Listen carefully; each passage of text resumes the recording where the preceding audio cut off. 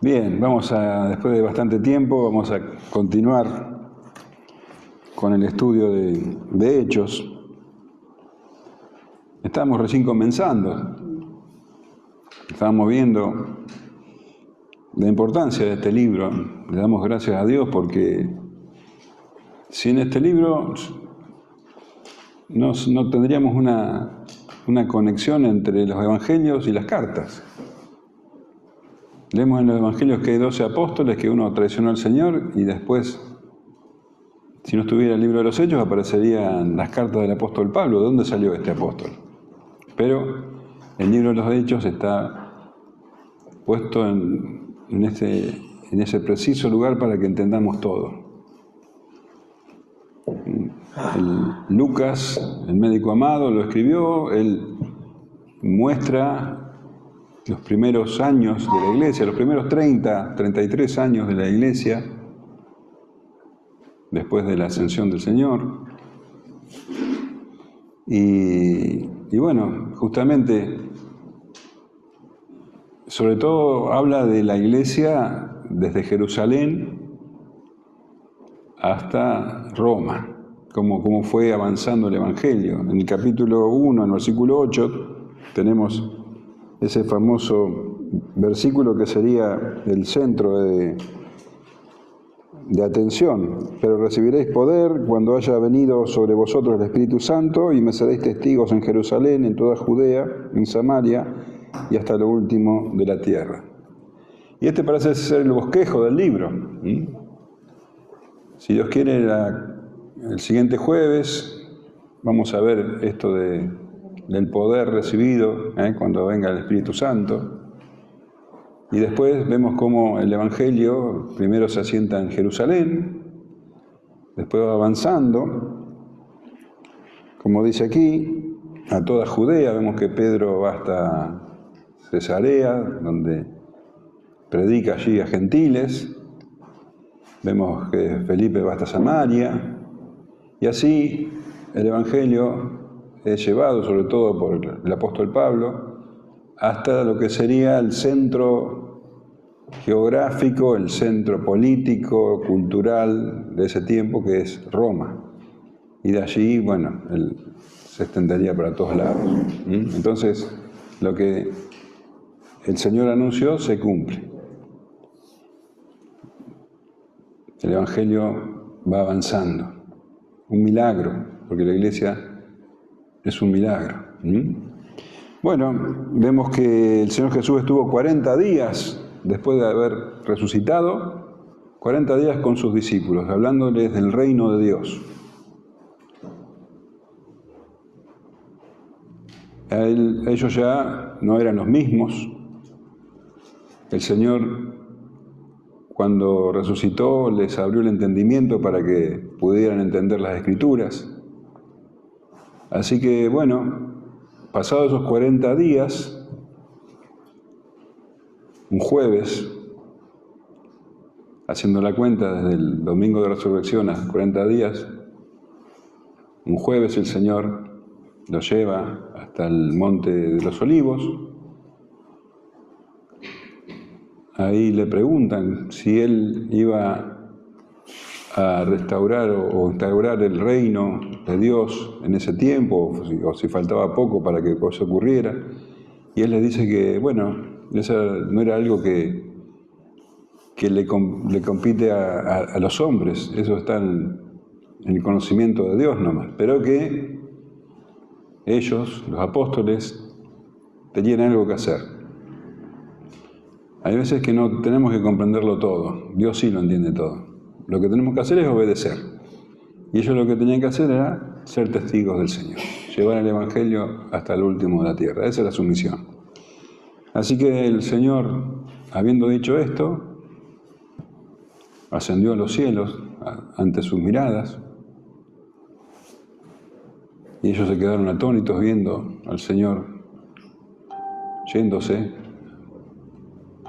y dos ángeles se les aparecen y les dicen que no estén ahí, que vuelvan y que esperen, como el Señor les dijo. Así que, bien, vamos a leer los Hechos, después de la ascensión. ¿Qué ocurrió en los días entre la ascensión del Señor Jesús y la venida del Espíritu Santo? Vamos a leer los versículos 12 en adelante. Entonces volvieron a Jerusalén desde el monte que se llama del Olivar, el cual está cerca de Jerusalén, camino de un día de reposo. Y entrados subieron al aposento alto donde moraban Pedro y Jacobo, Juan, Andrés, Felipe, Tomás, Bartolomé, Mateo, Jacobo, hijo de Alfeo, Simón el Celote y Judas, hermano de Jacobo. Todos estos perseveraban unánimes en oración y ruego, como con las mujeres, y con María, la madre de Jesús, y con sus hermanos. En aquellos días Pedro se levantó en medio de los hermanos, y los reunidos eran como 120 en número, y dijo: varones hermanos, era necesario que se cumpliese la Escritura en que el Espíritu Santo habló antes por boca de David acerca de Judas, que fue guía de los que prendieron a Jesús. Y era contado con nosotros y tenía parte en este ministerio. Este, pues, con el salario de su iniquidad, adquirió un campo y cayendo de cabeza se reventó por la mitad, y todas sus entrañas se derramaron. Y fue notorio a todos los habitantes de Jerusalén. De tal manera que aquel campo se llama en su propia lengua Aceldama, que quiere decir campo de sangre, porque está escrito en el libro de los Salmos: sea hecha desierta su habitación y no haya quien more en ella, y tome otro su oficio.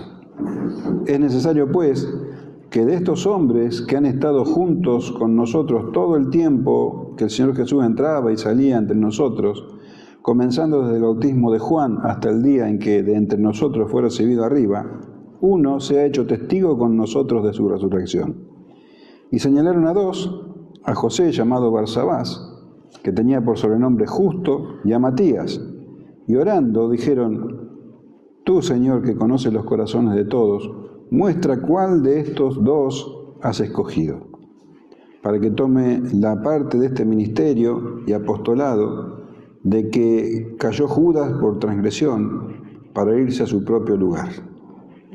Y les echaron suertes, y la suerte cayó sobre Matías, y fue contado con los 11 apóstoles.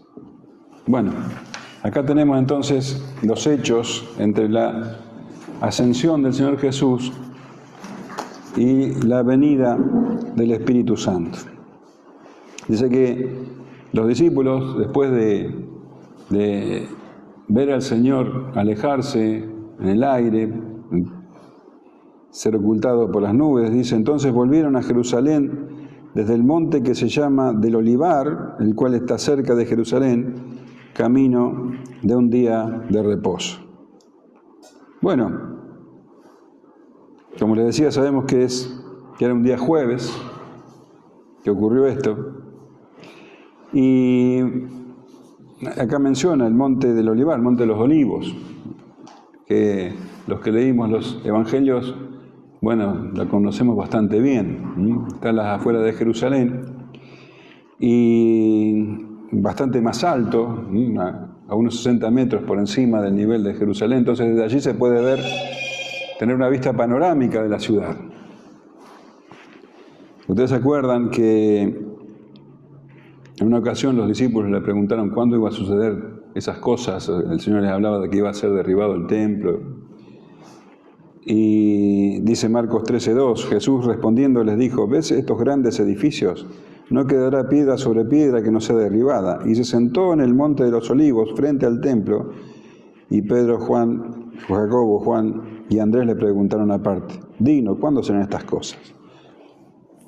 Se veía desde el monte de los Olivos, podían ver claramente el templo, Jerusalén.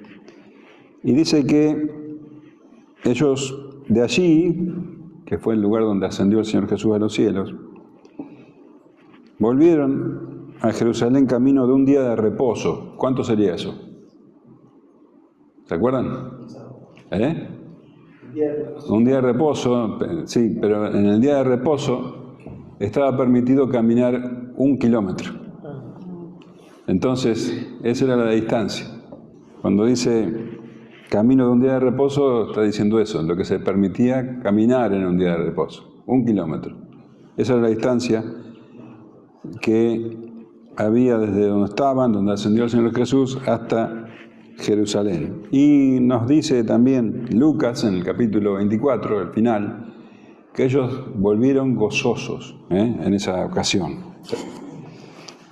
Y entrados, subieron al aposento alto, donde moraban Pedro y Jacobo, Juan, Andrés, Felipe, Tomás, Bartolomé, Mateo, Jacobo, hijo de Alfeo, Simón el celote y Judas, hermano de Jacobo. Así que caminaron ese kilómetro y fueron directamente a donde ellos moraban, dice, donde se hospedaban los apóstoles. Habla del aposento alto y probablemente, no tenemos la completa seguridad, pero muy probablemente sea el mismo aposento donde se celebraron la última cena. Y también, casi con seguridad, podemos decir que ese aposento alto quiere decir que era la parte del segundo piso, o el primer piso sería mejor dicho, de una casa, la planta alta diríamos.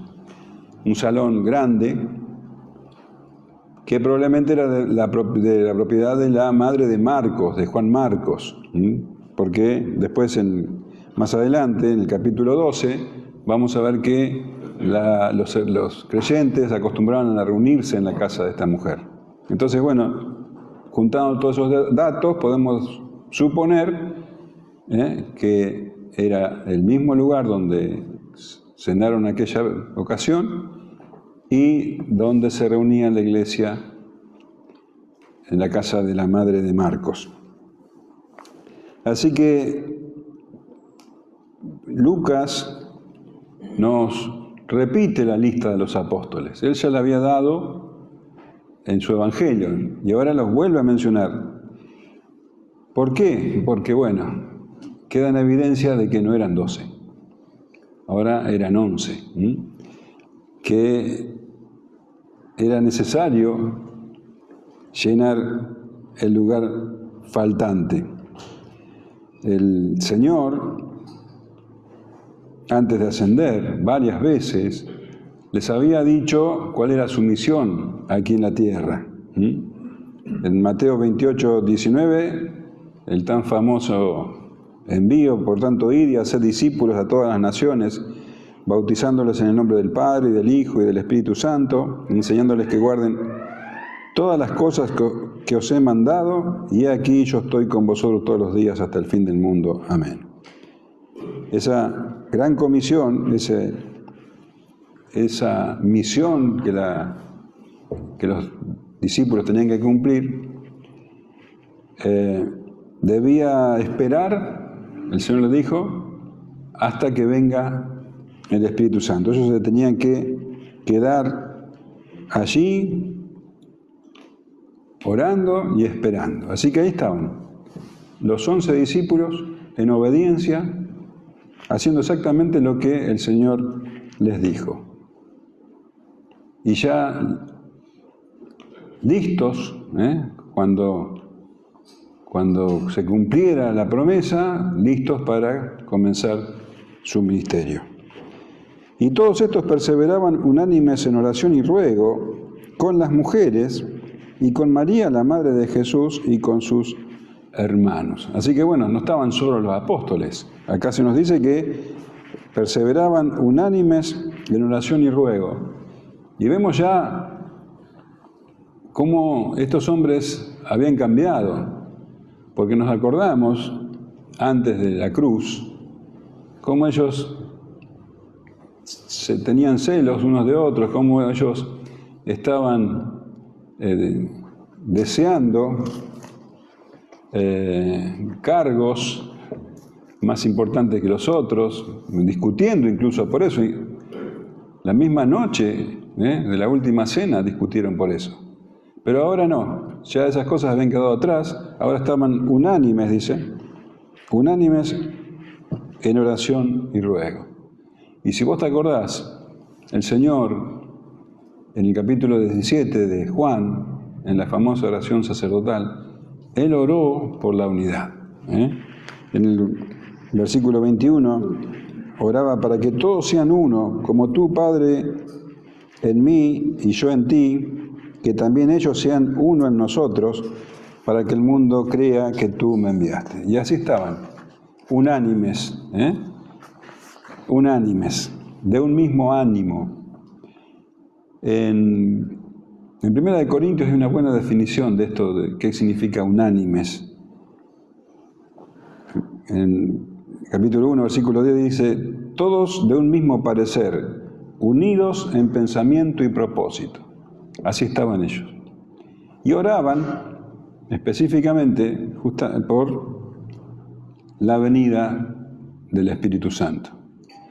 La oración era una característica a partir de ahora de la Iglesia y de los apóstoles. De hecho, ellos iban a dejar claro que sus dos ocupaciones sus dos ocupaciones principales, por decirlo así, eran la oración y la predicación. Que ellos se debían dedicar específicamente a eso.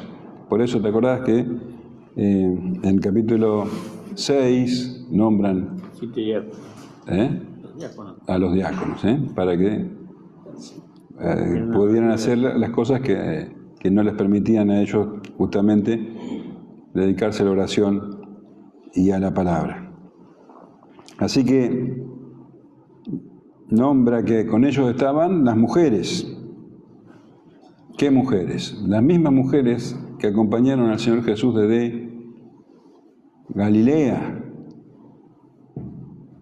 Juana, Susana, María Magdalena y otras que habían sostenido económicamente el ministerio del Señor y que estuvieron presentes cuando el Señor fue crucificado, que hicieron todo lo posible por honrar el cuerpo muerto del Señor y fueron las primeras en tener la noticia de que el Señor había resucitado. De hecho, ellas fueron las que llevaron la buena noticia a los apóstoles. Así que estaban estas mujeres. También estaba la madre de Jesús, María, que evidentemente era una persona que tenía mucha influencia ahora en la iglesia primitiva. Lucas, en el Evangelio, le dedica los primeros capítulos, cuenta, las vivencias de María con el tema del nacimiento del Señor y con sus hermanos del Señor. La Iglesia Católica va a tratar de explicar de todas las maneras posibles de que el Señor Jesús no tenía hermanos por parte de María, porque para ellos María siguió siendo virgen, pero no es lo que dice la Escritura. La Escritura es clara. En Mateo 1:25 dice, pero no la conoció hasta que dio a luz a su hijo primogénito y le puso por nombre Jesús. No la conoció, dice la Reina Valera. La Nueva Traducción Viviente es un poco más explícita. Dice, pero no tuvo relaciones sexuales con ella hasta que nació su hijo y José le puso por nombre Jesús. Entonces, claramente los hermanos de Jesús eran hermanos, hijos de María y José. La Iglesia Católica va a decir que no, que estos hermanos eran medio hermanos que venían de José en un matrimonio anterior. No hay ninguna prueba, nada que pueda afirmar eso. Claramente, en Mateo 13:55 leemos, la gente se burlaba del Señor y dice, ¿no es este el hijo del carpintero? ¿No se llama su madre María y sus hermanos Jacobo, José, Simón y Judas? ¿No están todas sus hermanas con nosotros? ¿De dónde, pues, tiene todas estas cosas? Así que estos hermanos que ahora estaban allí con los apóstoles, orando unánimes, cuando el Señor Jesús ejerció su ministerio, ellos no habían creído en Él. De hecho, hasta pensaban que estaba loco. En Juan 7:5 leemos, porque ni aun sus hermanos creían en Él. Y en Marcos 3:21 dice, cuando lo oyeron los suyos, vinieron para prenderle, porque decían, está fuera de sí. Sin embargo, estas personas que no creyeron en el Señor, después de su resurrección, creyeron.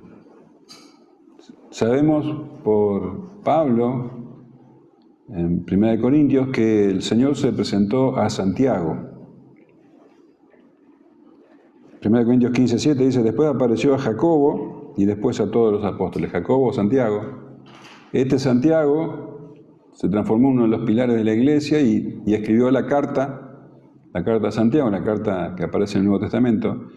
Y Judas, el otro hermano, que se llama a sí mismo en la carta canónica, Judas, hermano de Santiago, hermano de Jacobo. Bueno, vemos cómo después de la resurrección también sus hermanos creyeron. Y continúa la narración, dice, en aquellos días Pedro se levantó en medio de los hermanos y los reunidos eran como 120 en número. Así que estaban los apóstoles, 11, estaban las mujeres, estaba María, estaban los hermanos de Jesús y un montón de gente más, alrededor de 120 personas, hermanos, quiere decir que eran todos verdaderos creyentes. Y vemos algo bastante sorprendente, porque dice, Pedro se levantó en medio de los hermanos. Y cuando revisamos los hechos y pensamos que este mismo Pedro, un mes y medio atrás, había negado al Señor Jesús 3 veces, en el momento de mayor debilidad del Señor, un momento vergonzoso, atroz. Él había asegurado que era capaz de morir por el Señor. Marcos 14:29 dice, entonces Pedro le dijo, aunque todos se escandalicen, yo no. Y le dijo Jesús, de cierto te digo que tú hoy, en esta noche, antes que el gallo haya cantado 2 veces, me negarás 3 veces. Mas él con mayor insistencia decía, si me fuere necesario morir contigo, no te negaré. También todos decían lo mismo. ¿Qué te parece? Y Pedro creía que tenía más razón que Jesús se equivocaba con él. El hecho es que este hombre, que tan seguro de sí mismo, cuando se vio confrontado con la verdad, con lo que realmente era, quedó completamente destruido. Mateo 26:69. Pedro estaba sentado fuera en el patio y se le acercó una criada diciendo, tú también estabas con Jesús el Galileo. Mas él negó delante de todos diciendo, no sé lo que dices. Saliendo él a la puerta, le vio otra y dijo a los que estaban allí, también este estaba con Jesús el Nazareno, pero él negó otra vez con juramento, no conozco al hombre. Un poco después, acercándose los que por allí estaban, dijeron a Pedro, verdaderamente también tú eres de ellos, porque aún tu manera de hablar te descubre. Entonces él comenzó a maldecir y a jurar, no conozco al hombre, y enseguida cantó el gallo. Entonces Pedro se acordó de las palabras de Jesús que le había dicho, antes que cante el gallo me negarás 3 veces, y saliendo fuera lloró amargamente. Qué tremendo. Esto fue un golpe atroz para Pedro. Y ahora lo vemos de pie, liderando al resto, sin ninguna vergüenza, sabiendo que todos los que estaban allí conocían de su caída, ¿cómo es posible una cosa así? ¿Cómo es posible que 42, 43, 45 días después de semejante caída, este hombre esté completamente restaurado, liderando al resto? La respuesta es el verdadero arrepentimiento. El verdadero arrepentimiento que trae el perdón de Dios. Si Pedro no se hubiera arrepentido, ahora no estaría ahí liderando a los 12, estaría, como dice, llorando amargamente, culpándose y culpando a otros, con el corazón roto, buscando consuelo en las cosas del mundo. Pero acá lo tenemos.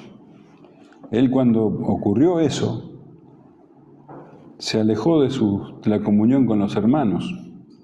Y esto lo sabemos porque el domingo de la resurrección, ¿te acordás cuando llegan las mujeres a la tumba, encuentran unos ángeles?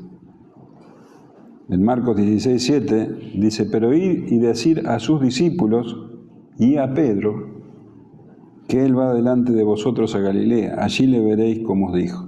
Estaban los discípulos y Pedro no estaba con los discípulos. Tuvieron que ir a decirle a Pedro. Pedro no estaba con los discípulos. Estaría avergonzado, no querría ver a nadie. ¿Te imaginás? Sin embargo, el Señor Jesús tenía planes para él. Él le dijo que cuando ya esté vuelto, que Satanás lo había pedido para zarandearlo, pero una vez vuelto, pastorea a tus hermanos. Así que el Señor tenía planes. Así que leemos en el Evangelio de Juan, el capítulo 21, la Nueva Traducción Viviente, dice: después del desayuno, Jesús le preguntó a Simón Pedro: Simón, hijo de Juan, ¿me amas más que estos? Sí, Señor, contestó Pedro, tú sabes que te quiero. Entonces alimenta a mis corderos. Le dijo Jesús. Jesús repitió la pregunta: Simón, hijo de Juan, ¿me amas? Sí, Señor, dijo Pedro, tú sabes que te quiero. Entonces cuida de mis ovejas, dijo Jesús. Le preguntó por tercera vez: Simón, hijo de Juan, ¿me quieres? A Pedro le dolió que Jesús le dijera por tercera vez: ¿me quieres? Le contestó: Señor, tú sabes todo, tú sabes que yo te quiero. Jesús dijo: entonces alimenta mis ovejas. Te digo la verdad, cuando eras joven podías hacer lo que querías. Te vestías tú mismo e ibas a donde querías ir. Pero cuando seas viejo extenderás los brazos y otro te vestirá y te llevarán a donde no quieres ir. Jesús dijo eso para darle a conocer el tipo de muerte con la que Pedro glorificaría a Dios. Entonces Jesús le dijo: sígueme. Y así fue como el Señor restauró a Pedro completamente. Tenía planes para él y ahora comenzaba la obra del apóstol. Él es el líder de la iglesia primitiva y lo leemos hasta el capítulo 12 como él era verdaderamente el dirigente más importante. Y a partir de ese capítulo vemos cómo va surgiendo otro que no era parte de los 12. ¿Quién es? Pablo. Así que Pedro se levantó y los reunidos eran como 120 en número. 120 personas. 120 personas. En Palestina se calcula que había 4 millones de judíos. Si vos haces las cuentas, había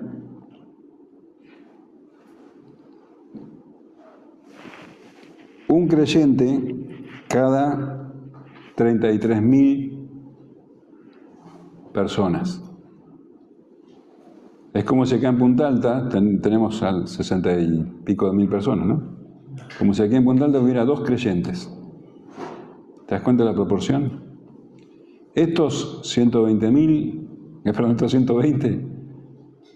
eran los encargados de llevar el Evangelio hasta el último de la tierra. Los apóstoles en primer lugar y el resto.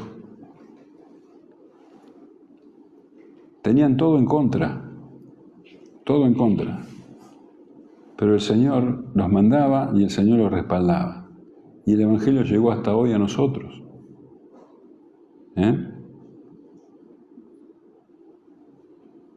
120 que llevaron el Evangelio hasta el último de la tierra. Cumplieron con su trabajo. Y esa misión continúa hoy. Y tal vez nosotros digamos, somos pocos, pero somos más que esos 120. Y si vos pensás que estás en el lugar donde trabajás por casualidad, si vos pensás, bueno, mi familia no es creyente, qué mala suerte que tengo, o cosas así. Si en tu escuela tal vez no se burlan o no te hacen caso cuando les querés hablar del Señor, bueno, sabé que eso tiene que ser así, pero que vos estás ahí con un propósito. Dios te puso ahí con un propósito. Porque nosotros somos los encargados de llevar el Evangelio a la próxima generación. Y quisiera que seas consciente de esto. Esta es la misión que vos tenés. De esto se trata. Vos sos el vocero ahora del Señor en el ambiente donde vos te desenvolvés. No hay otro.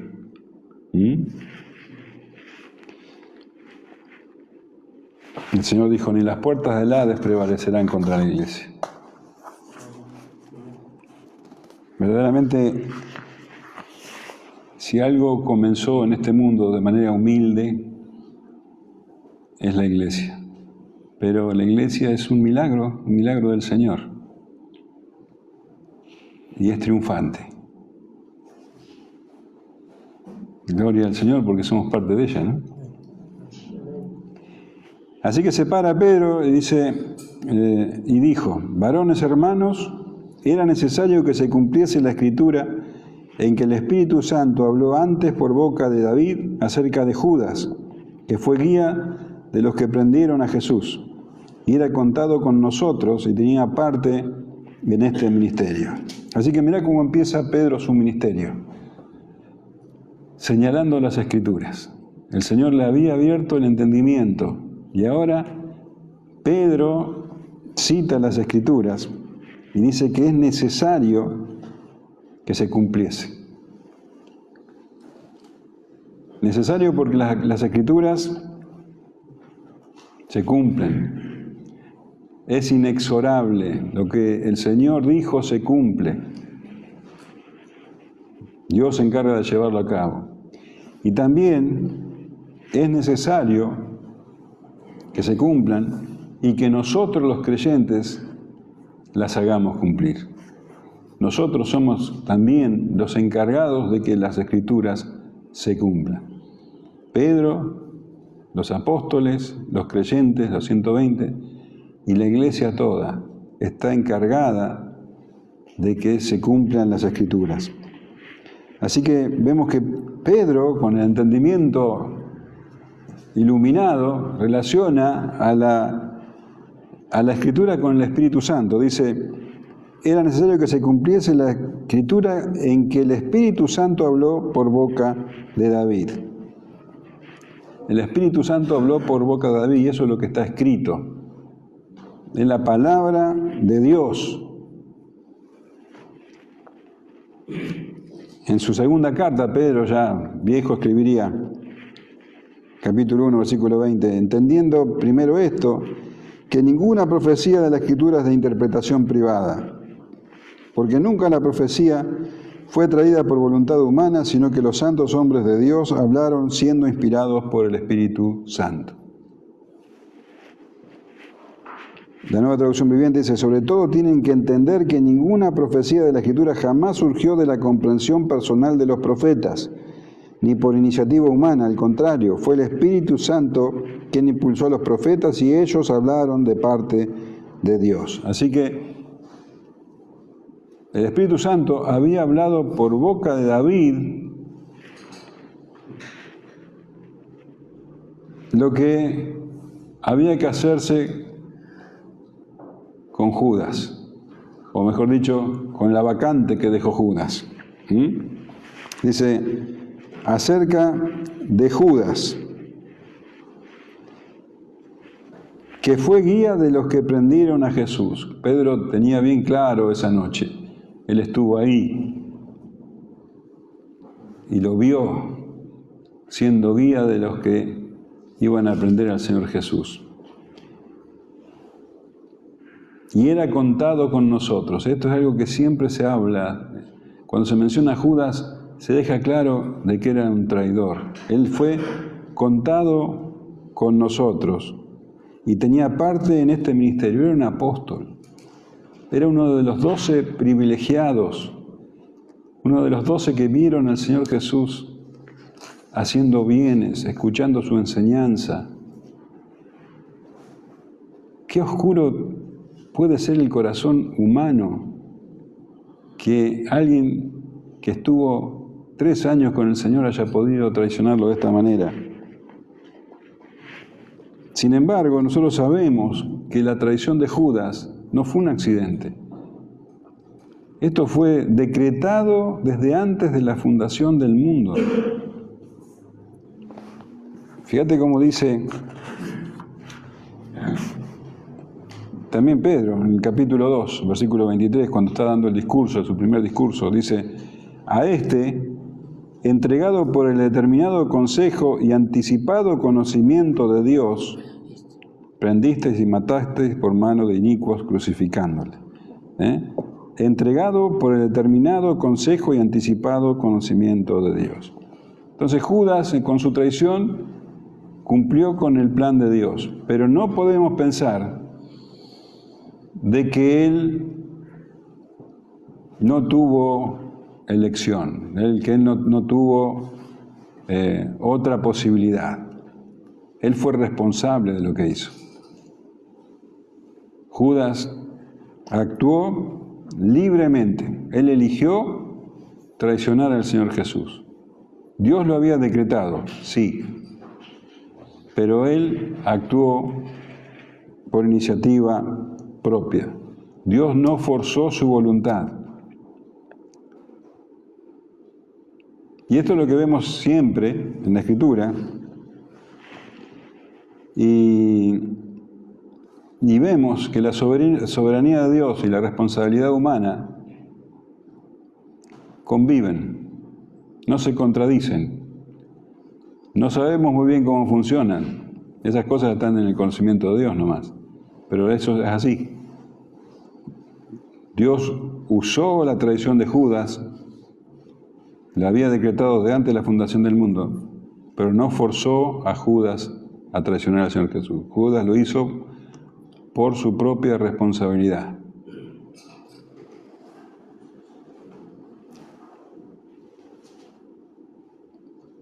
Este, pues, con el salario de su iniquidad adquirió un campo y cayendo de cabeza se reventó por la mitad, y todas sus entrañas se derramaron. Acá lo que nos cuenta Lucas se completa con lo que leíamos en Mateo, cuando habla de la muerte de Judas.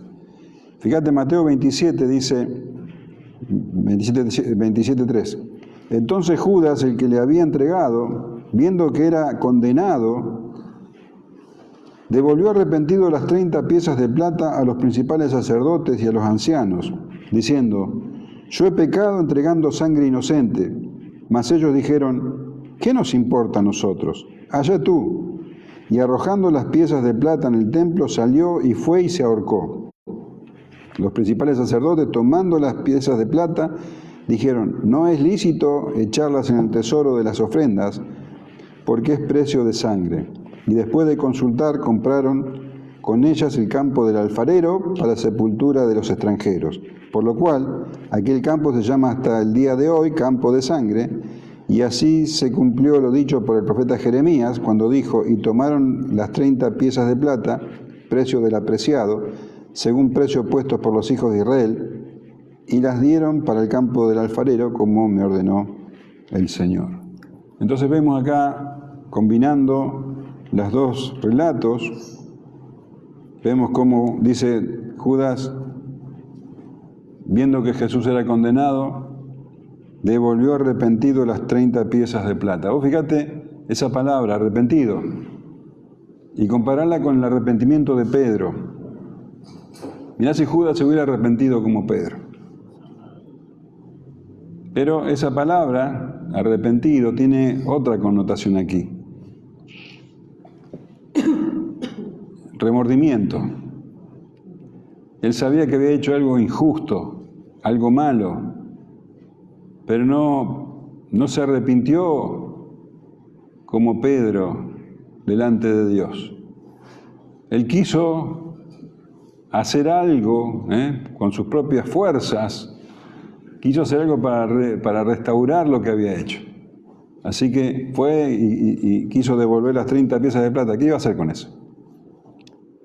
Nada que nosotros podamos hacer. Nosotros solamente dependemos de la gracia del Señor, no es por obras. Judas nunca lo entendió. Y dice que estaba tan atormentado por la culpa que fue y se ahorcó. Combinando con el relato de Lucas, podemos imaginar que Judas se ahorcó en ese lugar, que la cuerda se cortó, no sabemos si por el peso de Judas, si por el tiempo que estuvo colgado, especulaciones, que se cayó, se cortó la cuerda, se cayó, y por alguna causa que tampoco sabemos, tal vez había alguna piedra filosa, tal vez la altura era grande, cayó algún barranco, no sabemos nada de eso. El cuerpo de Judas, dice, se reventó en la mitad y todas sus entrañas se derramaron. Él había vendido al Señor Jesús por 30 piezas de plata, pero el verdadero salario de su iniquidad lo vemos aquí. Y dice que esto fue notorio a todos los habitantes de Jerusalén. La muerte de Judas fue una noticia que corrió a todos. Todos sabían que el traidor había muerto de esta manera atroz. También Dios usó esta clase de muerte para demostrar su ira por lo que este hombre había hecho. Esto fue notorio a todos los habitantes de Jerusalén, de tal manera que aquel campo se llama en su propia lengua Aceldama, que quiere decir campo de sangre. Se llamaba hasta ese momento campo del alfarero, nos decía Mateo, pero ahora se llama Aceldama, campo de sangre, o campo comprado con dinero de sangre, la sangre de un inocente.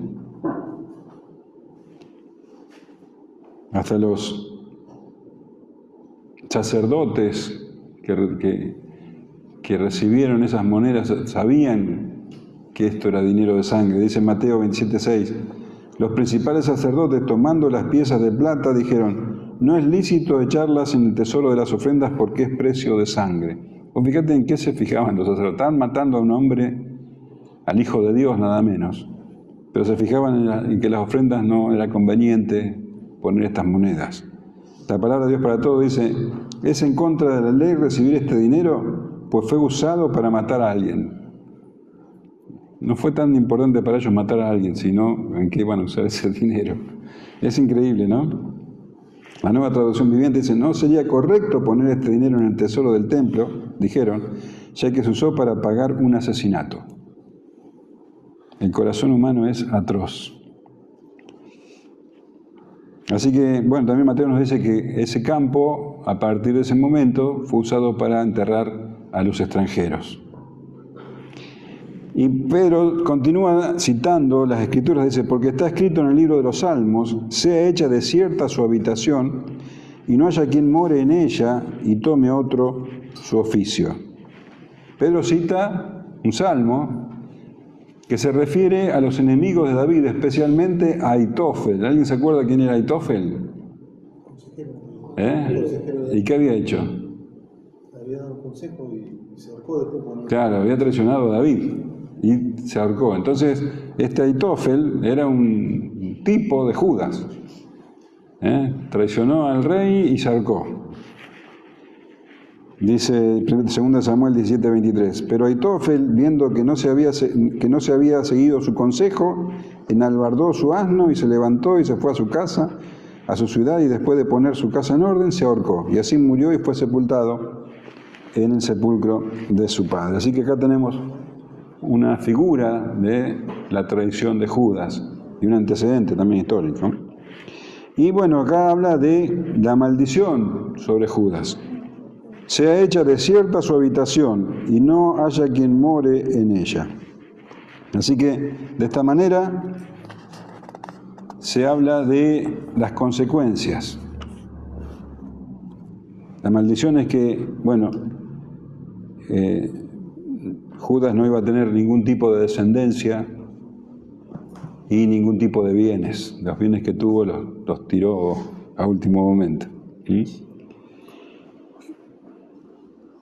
Y también habla del reemplazo. El Salmo 109:8 dice, sean sus días pocos, tome otro su oficio. Así que ahora otro tenía que tomar su lugar. Y fíjense, es notable esto, que Judas fue el único de los 12 que fue reemplazado. Después de él, los que morían, de los apóstoles que morían, no se reemplazó ninguno. No es que se fue completando el número de 12 a medida que morían. No, este fue el único caso. ¿Por qué? Porque estos hombres fueron elegidos por el Señor para ser testigos de su resurrección. Y una vez que cumplieron su propósito, su misión, bueno, ya no había que seguir con ese número. El 12 era importante porque representaba las 12 tribus de Israel. Esto era una continuación, digamos, de la antigua Israel en la nueva Israel, la iglesia. El único que murió sin cumplir su misión de una manera horrible por su apostasía y su traición fue Judas. Él no estuvo a la altura del ministerio, entonces a él había que reemplazar. Y Pedro cita las Escrituras. Él sabía que esto era la voluntad de Dios, guiado por el Espíritu Santo. Es necesario, pues, que de estos hombres que han estado juntos con nosotros todo el tiempo que el Señor Jesús entraba y salía entre nosotros, comenzando desde el bautismo de Juan hasta el día en que de entre nosotros fuese recibido arriba, uno se ha hecho testigo con nosotros de su resurrección. Pedro siempre, si nos acordamos, en su tiempo en los evangelios, él siempre hacía su parecer, él daba su opinión, pero acá ya no, él no está dando su parecer, acá estaba siendo guiado por el Espíritu Santo, citando las Escrituras. La iglesia, los 120, estaban en oración, y él dice, es necesario, otra vez lo dice, es necesario. Él sabía que lo que él estaba diciendo era la voluntad de Dios. Había que levantar de los hombres que estaban ahí a uno que tomara el lugar de Judas. Pero tenía que reunir ciertas condiciones. Él dice que debía haber estado desde el comienzo del Señor Jesús siguiendo sus enseñanzas, o sea, alguien que fue enseñado por el mismísimo Señor Jesús y que haya estado en su resurrección, que haya visto al Señor resucitado, que haya sido testigo de su resurrección.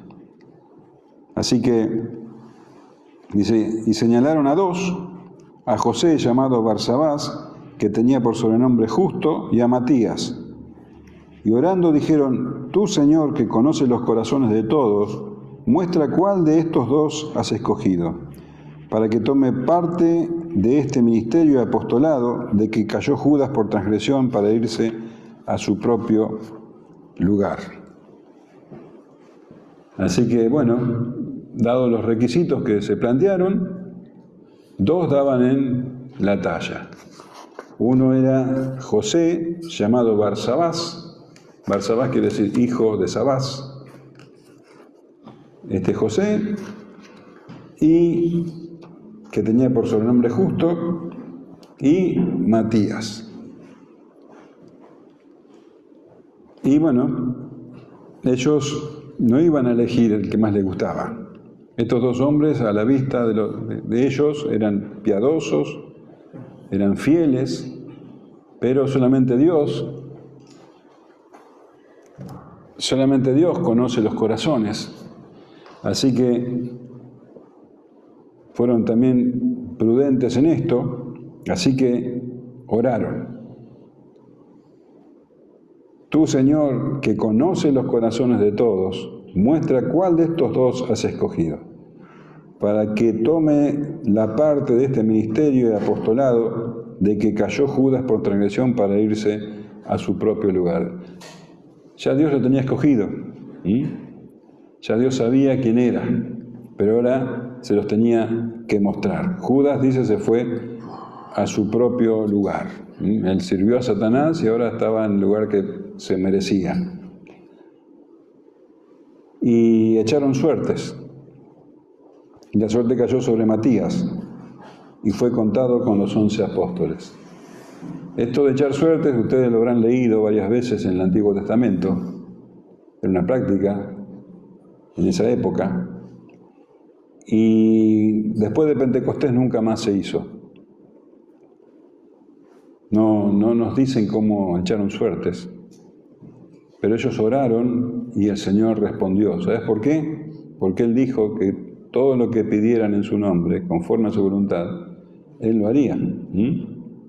Juan 15:7, por ejemplo, dice: si permanecéis en mí, mis palabras permanecen en vosotros, pedid todo lo que queráis y os será hecho. Así que ellos pidieron que Dios les revele cuál de estos dos hombres sería el que reemplazaría a Judas, y el Señor respondió a esa oración,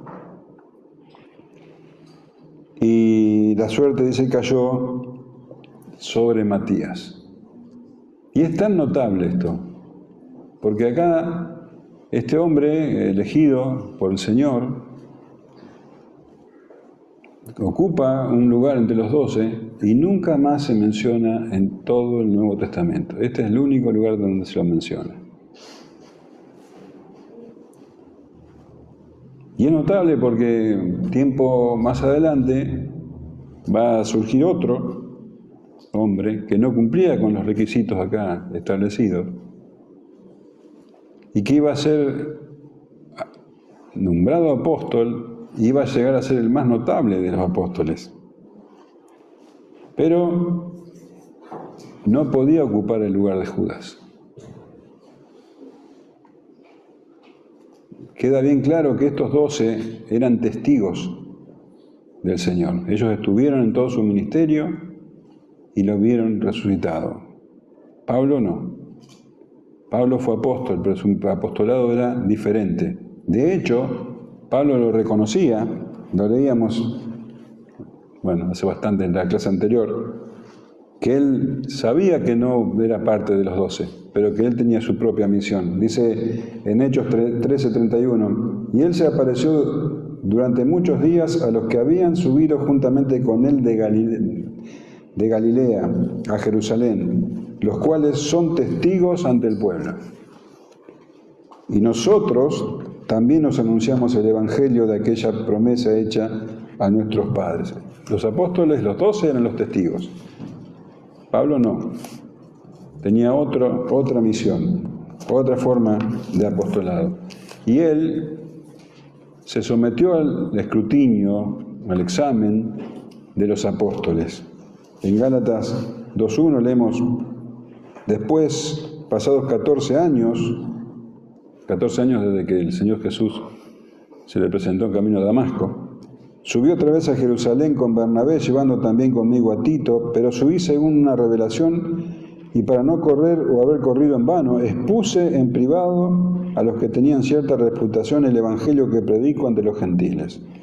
Y en el versículo 7 dice, antes, por el contrario, como vieron que me había sido encomendado el evangelio de la incircuncisión, como a Pedro el de la circuncisión, pues el que actuó en Pedro para el apostolado de la circuncisión, actuó también en mí con los gentiles, y reconociendo la gracia que me había sido dada a Jacobo, Cefas y Juan, que eran considerados como columnas, nos dieron a mí y a Bernabé la diestra en señal de compañerismo para que nosotros fuésemos a los gentiles y ellos a la circuncisión. Solamente nos pidieron que nos acordásemos de los pobres, la cual también procuré con diligencia hacer. Así que de esta manera, estos fueron los hechos de los apóstoles desde la ascensión del Señor Jesús hasta la venida del Espíritu Santo, que lo vamos a ver Dios mediante en la clase que viene, que es bastante esclarecedora, digo yo. Bueno, ¿alguna pregunta? Roberto,